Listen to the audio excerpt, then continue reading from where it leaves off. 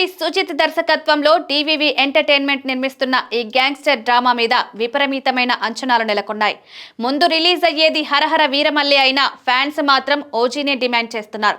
త్వరలోనే balance shooting కి ఏర్పాట్లు చేసుకుంటున్న టీం జనవరి లేదా ఫిబ్రవరిలో గుమ్మడికాయ కొట్టేందుకు ఏర్పాట్లు చేస్తున్నారు. ఇందులో ఒక కీలకమైన క్యామియో గురించి గత 2-3 రోజులుగా ప్రచారం జరగడం చూస్తున్నాం.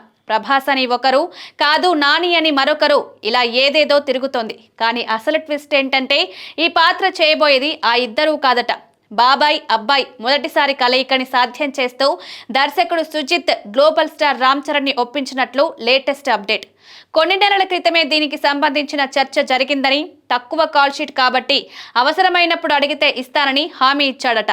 దానికి అనుగుణంగానే త్వరలో దీన్ని షూట్ చేయొచ్చని అంటున్నారు. అధికారిక ప్రకటన లాంటిదేది లేదు, కానీ ఇన్సైడ్ టాక్ ఊరికే వచ్చిన గాలి మాట అయితే కాదు. ఇది నిజమైతే కనుక థియేటర్లు బ్లాస్ట్ కావడం ఖాయం. ఓజీలో పవన్ కళ్యాణ్ హీరోయిజం కి కొన్ని నిమిషాలే అయినా చరణ్ స్క్రీన్